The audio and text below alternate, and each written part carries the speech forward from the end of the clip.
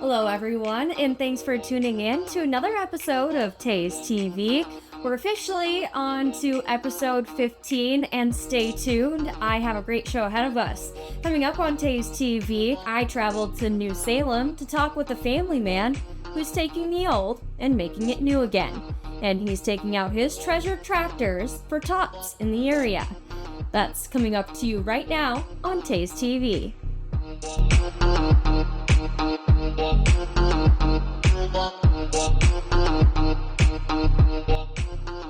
Well, welcome in everyone to the 15th official episode of Taze TV. I'm your anchor, host, and everything else in between. I'm Taylor Austin. Thanks for tuning in.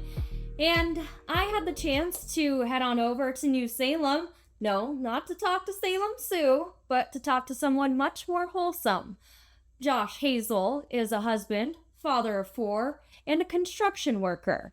But his busy schedule hasn't stopped him from sharing his love of pedal tractors with others. Check it out. My grandpa got me one when he got his first new 4440 John Deere tractor, so he had gotten me the tractor to match it when I was about a year old, I'd say. Joshua Hoesel has lived in New Salem for most his life. The small town is known for many things in North Dakota, one being Salem Sue, a large steel cow that sits atop the hill. Another, Country Fest, that takes place just under her udders every July. However, to Hazel, New Salem has always been about family and community. Yeah, our town is really close. I mean, my dad and I do construction here in New Salem, and everybody knows everybody. I guess it's one of those like Cheers type effects where you go to the bar and everybody knows your name. It's the town where everybody knows your name. They know who you are, who your kids are, who your family members are, and a lot of us are related to each other because of it.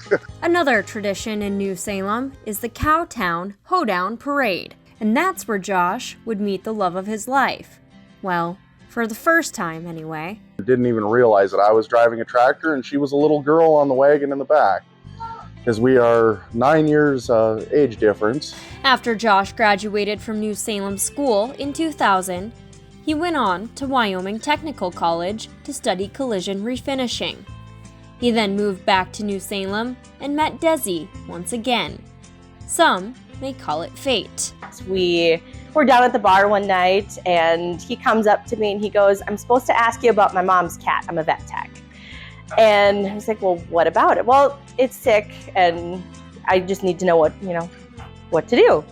And so we got to talking about that, and that was kind of our icebreaker. The rest is then history. The two married in 2014 and now have 4 children together. We have our oldest daughter, Elena. We have twin daughters, Blakely and Carmen, and our youngest, Brantley. Do your kids think this is pretty cool? I mean, look at them. They do, yeah. Josh is a family man, but his first love is with tractors. Pedal tractors, that is. Growing up in New Salem, his grandpa had one on his farm for him. And now Josh is continuing the pedal tractor tradition. I couldn't find the one that I had when I was a kid that had gotten wrecked out at the farm. A tractor backed over by a tractor, I guess you could say. And I finally found one a couple years ago and decided I was going to restore it. Well, then it went overboard and that turned into this tractor here, which is a complete custom that I did. What began as one pedal tractor restoration quickly turned into an entire collection. 9190 Alice over here. I actually did this as a complete restoration. The tractor came from Minnesota, and this plaque on this side is Desi's brother and Desi in the wagon. Not only does he have a love of pedal tractors, but also a very large love for Bobcat. He's known as the man with one of the largest Bobcat collections in the world. Josh decided to share his passion for pedals with others, and now he's began Elm Crest Manor's Pedal Tractor Trek. Elm Crest Manor is the nursing home in New Salem. Josh says that he wanted to find a way to bring smiles to the residents' faces there, hence the trek. It's your baby, do what you want to do, we'll make it work however we can. So it was hoedown this year after they had their big tractor trek that he's like, I really think it'd be cool to do it for the nursing home. And I told him, I said, if you're going to do it, get it done. Just quit talking about it and do it. So that was, I think, the push he needed to get it done. On the tractors, they get to see something from their past most likely, and they get to see the small children too. So it kind of brings back memories to them, like some of the older toy tractors and stuff like that. And I just want to bring joy to them up there and the kids and everything. The trek is taking place this Friday, August 15th, and all are welcome. There will be free ice cream and some toy giveaways for the kids as well.